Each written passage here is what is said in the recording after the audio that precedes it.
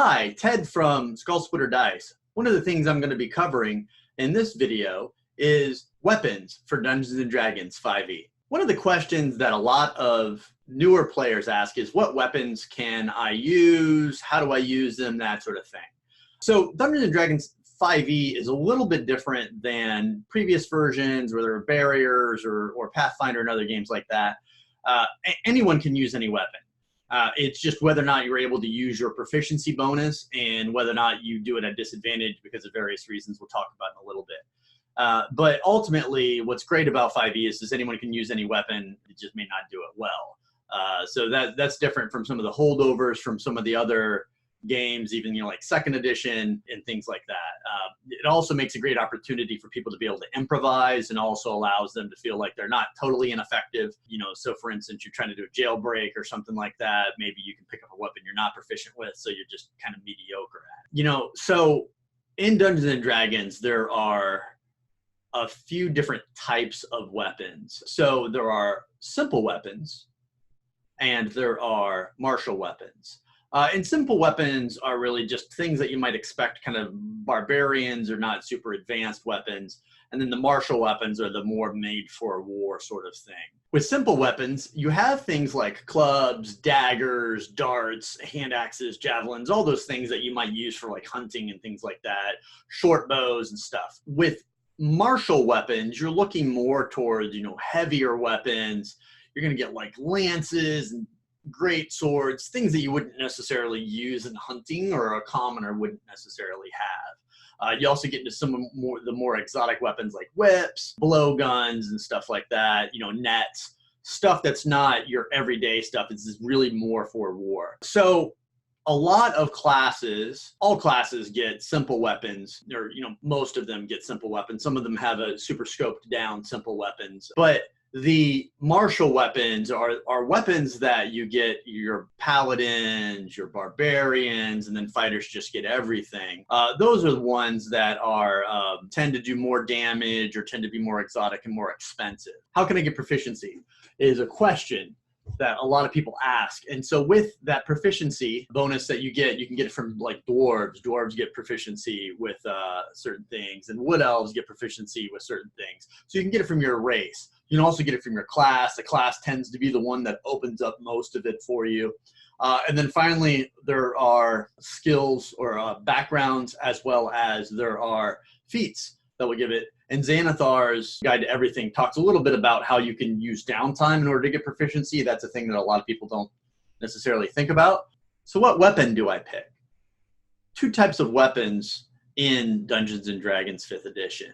The first is melee weapon, and the second is your ranged weapons. For the most part, melee weapons use strength as your modifier, and ranged weapons use dexterity as your modifier. There are some types of melee weapons that use a finesse property, and that means that you get to use your dexterity as the modifier. A good example of that is the rapier, which is common with roguish archetypes. So for the melee weapons, you have a couple different options there. Every weapon has a property type, and the property type gives you kind of a better understanding of what they do.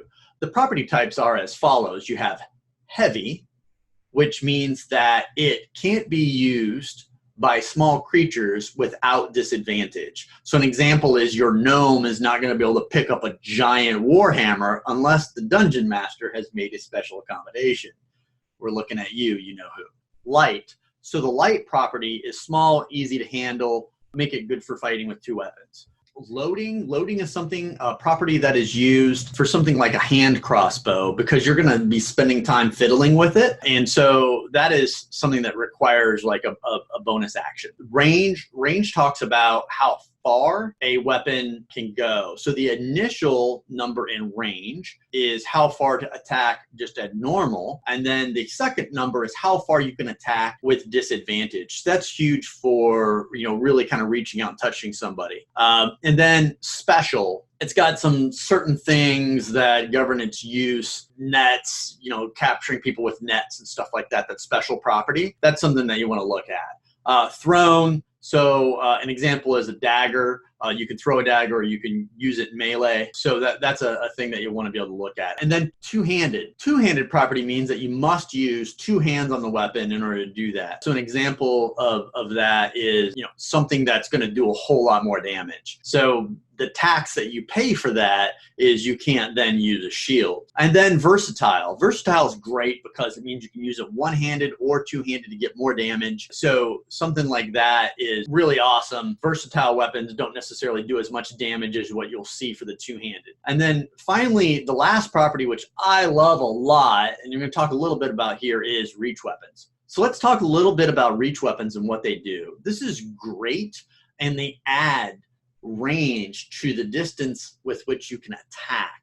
So this is great for those opportunity of attacks, or for, if you have a little wily fighter or monk or something like that, that's maybe not as tanky as someone else, you can kind of stand behind them and reach out and touch someone. And so with a reach weapon, it's super useful when it stacks with a feat like the Sentinel feat. The Sentinel feat allows you to make opportunity attacks when someone steps in, and so then you can stop them. And if you hit with the opportunity attack, their movement becomes 0. So that really stacks well with a reach weapon, so that they can't actually get in. If they don't have a reach weapon themselves or some sort of ranged weapon, they can't actually use that against you. So it's a super, super useful and versatile property on a weapon, and stacks well with that. So let's talk about two-weapon fighting in Dungeons & Dragons. In previous editions, this was something that required a lot of different things to do, had a lot of rules around it, could get super confusing. The rules in 5th edition are actually pretty easy. You can just do it. The requirements are, though, that there are two big requirements. One is that both of the weapons that you're using are light. So this is a lot of times why you'll see people use 2 daggers. The second one is that you have to use your bonus action in order to do that second attack. And then third, that you don't get to add your proficiency modifier to the attack for the offhand weapon. There are skills and feats that help with this and stack in, these bonuses and things. Just anybody using a light weapon as a bonus action can go ahead and use two-weapon fighting.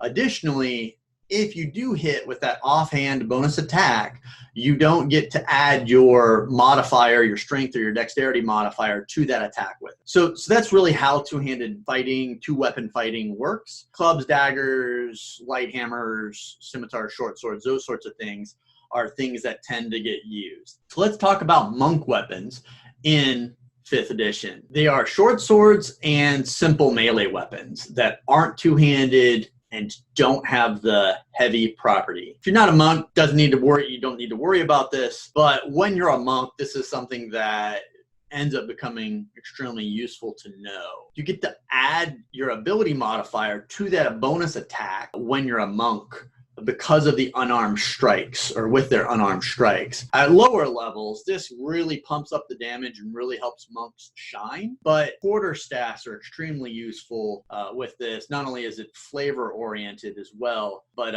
it's just really helps with the damage output as well. So in previous editions, there are katanas were extremely popular. There aren't a lot of these other super exotic weapons. So what should you do if you want to have one of these exotic weapons?